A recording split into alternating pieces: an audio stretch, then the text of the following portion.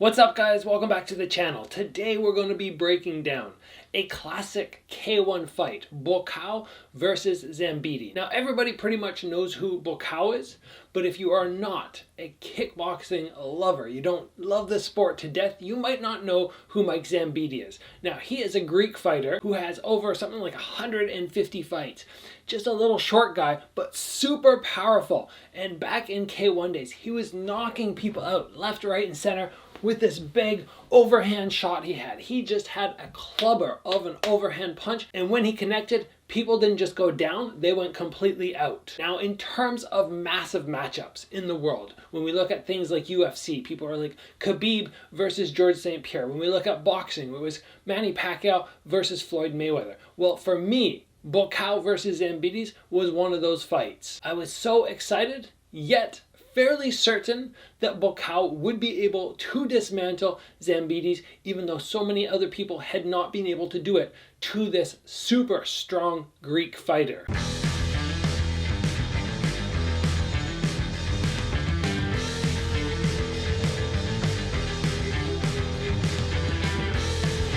So let's dive into the first round, get this fight underway. I'm going to show you clips and periodically stop and break down exactly what happened and why Buakaw was so successful. All right, here we go. Right from the opening bell, you can see Buakaw taking his time. He has that nice methodical footwork, back, forward, between the left and the right foot. Both these fighters are not guys who come out ripping massive long combos. They look for their shots. Zambidi more so in his hands, Buakaw more in his legs. I like slower fights like this when guys don't just rush out and try and knock each other out right away, because to me it's more of a chess match. And my favorite fights are ones that are basically physical chess matches, when the brain is really thinking. Now right away from the get-go, we're going to see Zambidi utilize this overhand, which he is so well known for, and we see Buakaw utilize the long guard. Buakaw is ultra successful at utilizing a long guard, where he very simply sticks one hand straight out, he elevates one leg to make sure he's safe from any kicks, and the other hand comes super tight to the head. He draws the shoulder into the jaw, he tucks his chin down, and he buries everything as tight as he can, so it is super difficult to land. Now, there are absolutely holes in this. For instance, an uppercut. It's very difficult to protect from the uppercut. You could try and get your elbow under, but this is something that Buakaw has used over and over, and if you have not tried the long guard yet, you should definitely add it to your arsenal. I've done a video before, I believe. You can check it out up there. Now let's move on. Now this right here, to me, is where Buakaw starts to really show that he's going to take over. This is what I'm looking for him to do.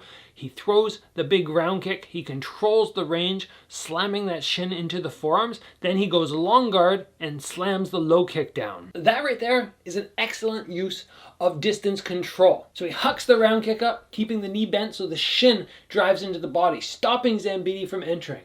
And then from there, he utilizes that long guard, but with a step back, and then follows with the low kick, because he knows Zambidi is shorter, so if he can just get out of the range, back up just a tiny bit, and then follow with the low kick, every time Zambidi throws and misses, he ends up paying and losing the exchange. Something very important to do if you are the taller fighter and you have somebody shorter and stronger than you, you take that step back and then you throw your longer technique, whether it's a punch or a kick, to make them pay. Now right here we see Zambidi trying to close the distance. He's lifting the shin, trying to get a reaction. Nice round kick from Buakaw up to head level. Zambidi sort of shakes that off. Zambidi trying to use that inside low kick to close the distance. A little slide forward. Very smart idea. He closes the distance. Buakaw lands that low kick and head kick from Zambidi's, because Buakaw is getting too concerned with the hands. Now when somebody starts getting very concerned with hands, and Zambidi was doing a good job of lowering his attention with that little inside low or the little hop forward which he utilized, then from there, tossing up a head kick every once in a while when people are thinking, okay, hands or feet low, it's just not a bad idea. Switch things up, surprise them. That's the mark of a high-level fighter, being able to go from high to low or low to high when your opponent thinks you're going to go the opposite height or direction. Now this is where we see Buakaw start to really dismantle Zambidi, the start of the finish almost for him. He's utilizing that jab, off balancing him with that inside low, using the front kick, everything to maintain range. Zambidi comes in and Buakaw fires off that head punch, back with the round kick to head level, and then back to utilizing the jab, throwing the round kicks, and sucking in his legs to create distance from those short low kicks which Zambidi tries to throw. Now the first round is relatively slow. As I said, it's a chess match. Both guys bobbing their hands up and down, taking lots of little steps. Into round 2 is now where we see Buakaw have an understanding of how Zambidi moves and really start to fire off techniques and shut him down. So right from the opening bell of the second round, we're going to see Buakaw utilize his jab. He just sticks it out. He's not trying to land it, but he's just controlling distance. He's also pumping his lead left leg up and up and up, getting Zambidi scared and stepping back. That helps him maintain the range for that low kick, which he ultimately lands. When you are fighting somebody, then you want them at a longer range. You want them at that zone where they are not able to land their shorter punches. It's essential, as Buakaw proves here, or shows here, that you keep them at range with jab fakes and front kicks. You just pump that leg up, pump the leg up, and then fire in that low kick. You're keeping them distracted, keeping them busy with techniques which really serve no purpose aside from keeping the guy at that range which you want. Now here we see Buakaw get to work with those legs. He checks the kick, fires in his own, hollows out, fires back with another low kick. Again with the middle round kick to the body. He's making life very difficult for Zambidi, because if Zambidi does anything aside from punch, he's eating kicks. And that is very difficult, as we see again, for Zambidi to have any success. I really like the move Buakaw keeps doing, where he just hollows out. What he does is he maintains his back foot on the ground, and he very simply scoots his bum out and drives his lead leg back about 3 or 4 inches. Completely misses the technique, but he's still based out enough to throw his own counter round kick up to the body or down to the leg. Now, so far we've seen Buakaw control the range, control the distance. But what really is going to set him apart in this fight is controlling the clinch. And now we see him here start throwing Zambidi around when they fall tight. Zambidi is starting to get desperate because he knows range is not working for him. So he has to really throw himself in and throw those shots. Normally, for the taller fighter, that's a nightmare. But if you have a very good in-tight game, you have the ability, when the person punches, to wrap them up and get to that clinch range. Then from there, you can start throwing people down. And that's why Buakaw can dismantle Zambidi's in this fight. He has the range where he can throw his round kicks, and then he also has his clinch where he can toss him around. And it doesn't really leave much room for success for Mike Zambidi's, except to get to that one zone where he can let those hooks go. But that's a very difficult spot to maintain, because Buakaw can step backwards or forwards very easy. And when all else fails, you can start swinging like that, throwing those big shots and hoping something lands. But Buakaw is too clever. He's still maintaining that range, firing in the low kicks. Zambidi tries to close the gap, and again he gets thrown for it. Basically, when you have a solid game plan like Buakaw and things are going your way, you don't want to switch anything up. You don't want to start going, okay, you know what, I'm going to bang with Zambidi, I'm going to fight him punch for punch. Why not just keep picking him apart and dismantling him into the end of the bell, even if it doesn't result in a KO finish? And before we get to the third and final round, I want to take a moment and just point out this awesome rash guard which I'm wearing. It is a company called XMartial, and if you guys are interested in checking out the website, I will put a link below. They have rash guards, shorts, jiu-jitsu gear, Muay Thai gear, all sorts of training equipment. I've just started using some of their products. They are fantastic. I have a code down below, Gabriel Varga, where you can save 10% if you decide to order something. So give their website a look, check out their selection, and let's move on to round number 3. Now, so far we've only seen Buakaw throw singles, but now we see him starting to double up on that left round kick, which he is so powerful with. The double round kick off the left leg is something we see people do all the time in pad work. Double up, or right leg, double up, double up. But not many people can effectively actually do this in a proper sparring, or even harder in a fight scenario. If it's something you guys want to get really good at,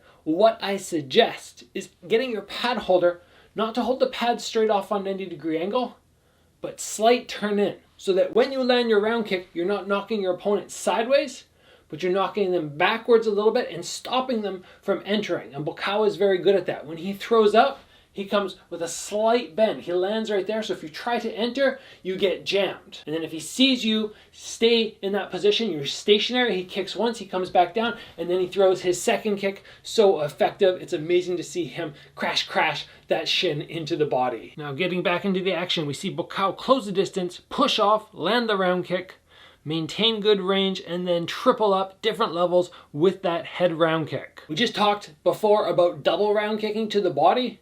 But sometimes if you can go from middle or low up to head, you'll be able to surprise people. They go for a block, they see the same technique coming, or what they think is the same technique. They go to block, and sometimes they'll expose their head.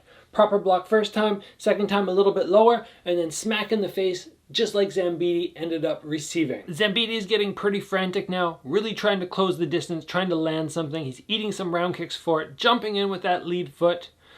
Buakaw there, beautiful use of off-balancing your opponent. If the low kicks are working, that's great to the thigh, but sometimes you want to attack the ankle. When you attack the ankle, especially if your opponent's on one foot, you sweep them out completely. The trick on this one is you have to get super low, because it's hard to low kick somebody in the ankle without bending your standing leg. So you can get yourself just down a little bit. If you guys have not tried this, if you want to see this in the future in a tutorial, let me know and I'll be sure to get that one done. We're moving into the final seconds of the last round. Zambidi really trying to get in there and close the distance, but Buakaw just utilizing that left round kick, just halting him in place, bang, bang, bang, firing it like we already mentioned, and doing such a good job of, if he needs to, tilting that head backwards. For the last 20 seconds, all Zambidi can really do is go for broke, but Buakaw does such a good job with that round kick and then latching up and controlling the head that it's super hard for Zambidi to get anything happening, anything of substance. Nice sweep there to finish off the fight. And that is how Buakaw completely dismantled one of the best KO artists in K1 Max. He utilized his head, he utilized solid techniques, super solid game plan, and just went to work and systematically just broke Zambidi's down till we get to the end of the fight, where Zambidi is having a hard time staying on his feet because Buakaw is just able to off-balance him or offset him. And Zambidi can't get any of those massive overhands going because he's constantly eating the left round kicks. If he throws and eats one of those left round kicks, your ribs are exposed. You might end up with a fractured rib, so it makes you very hesitant to let that hand go. And Buakaw was extra smart because he had probably watched Zambidi and knew Zambidi is fantastic. When somebody throws a jab at him, he gets his head off the center line and boom, lands that shot. But Buakaw did not commit his head forward on the jabs. He stayed nice and high and kept nice long range, utilizing those longer limbs, which he had as an advantage. Now guys, we're talking about Buakaw.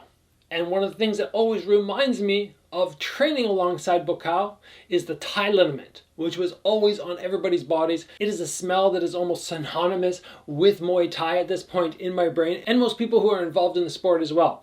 The only problem with that brand, which comes from Thailand, which most people see, is it has a bunch of yellow dye in it. So I have mentioned this company before, Athlon Rub. I've mentioned it on the channel. They are a very clean Thai oil formula where you don't have to worry about what's going on your skin and getting absorbed into your body. You don't have to worry about mediocre chemicals, mediocre ingredients. This is something that I'm using all the time. I've got away from that other Thai liniment. Don't touch it anymore. This is something that every training session I'm putting on. It smells the exact same. It helps the body so much. It has so many fantastic ingredients to make sure that you're able to loosen up before a training session, or if you're a little banged up, after you squirt it on. And not only does it smell fantastic, but it helps those muscles recover just that much faster, a little less pain throughout the body after a hard training session. If you guys want to pick up some Athlon Rub, I have a link down below with a code, so you can get some savings. And that's it for me, guys. I hope you enjoyed this breakdown of Buakaw versus Mike Zambidis. If you did, please give the video a like. If you haven't already, join the channel and get subscribed for lots more content, tutorials, fight breakdowns, cardio tips. The list just goes on. And as always, guys, train super hard, and I'll see you back here soon for another video.